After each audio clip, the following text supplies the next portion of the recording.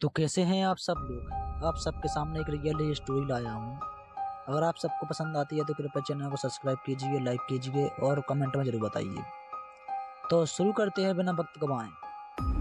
यह कहानी उन दिनों की है जब गांव में शौचालय नहीं होते थे।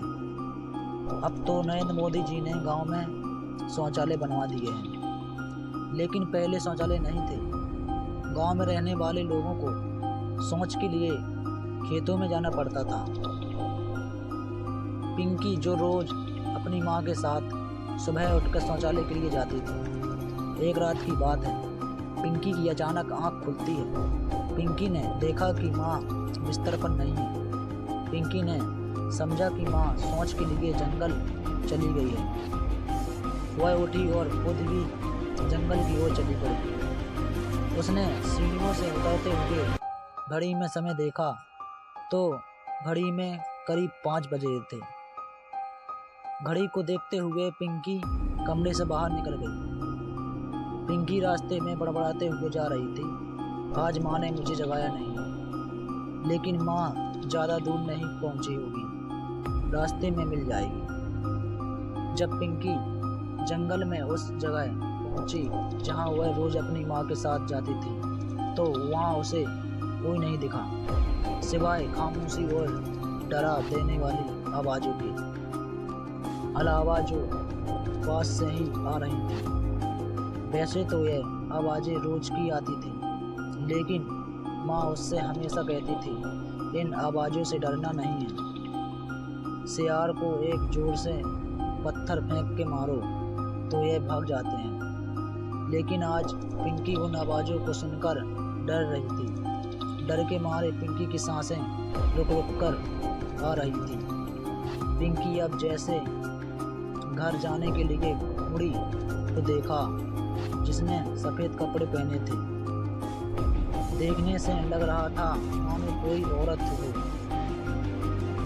उसने दूर से ही उस सफ़ेद कपड़ों वाली औरत को आवाज़ दी, माँ माँ, लेकिन उधर से कोई आवाज़ नहीं आया। पिंकी खेत में थोड़ी दूर और आगे बढ़ी, औरत की तरफ बढ़ी और फिर आवाज़ दी, माँ माँ, आप हैं क्या? वहाँ मैं आपसे बहुत गुस्सा हूँ। माँ मैं आपसे बहुत गुस्सा हूँ, आज आप मुझे अपने साथ लेकर नहीं आए। पिंकी ने इतना कहने के बाद भी वहाँ से कोई आवाज़ नहीं आई। पिंकी को बस उसकी चूड़ियों की आवाज़ आ रही थी। वह माँ का आभास उनकी चूड़ियों से कर लेती थी, लेकिन अब जिन चूड़ियों की आवाज़ उसके कानों में जा रही थी वह उसकी माँ की चूड़ियों की आवाज़ नहीं थी। ना तो उधर से कोई आवाज़ आ रही थी, ना ही वह आवाज़ उसकी माँ की चूड़ियों की थी। यह सोचकर पिंकी घर वापस जाने के लिए जैसे ही वह खेत से बाहर निकली, वह साया उसकी तरफ बढ़ा। यह देख तो जैसे ही उसकी हालत खराब हो गई। अब वह घर की तरफ भागने लगी।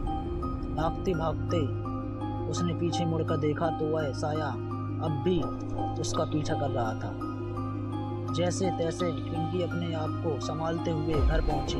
माँ ने देखा यह लड़की कैसे भागते हुए क्यों आ रही है। पिंकी से माँ ने कहा, क्या बात है बेटा, ऐसे क्यों भाग रही हो?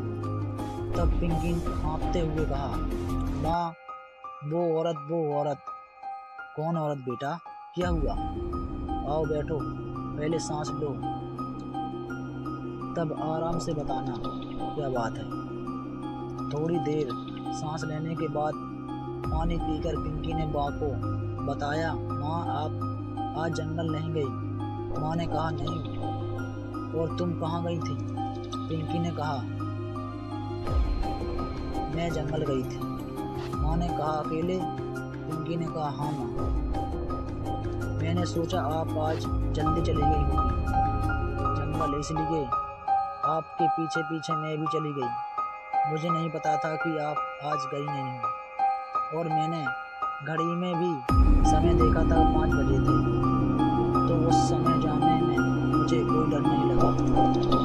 इस पर माँ ने कहा, लेकिन बेटा घड़ी तो कल शाम के 5 बजे बंद पड़ी है, अब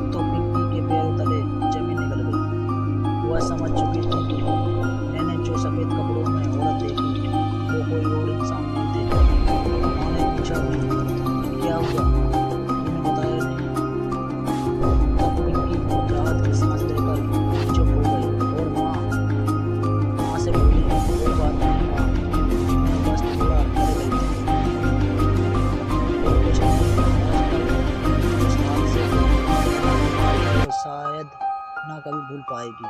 तो ये कहानी आप सबको अच्छी लगती है तो कृपया जरूर कमेंट में बताएं।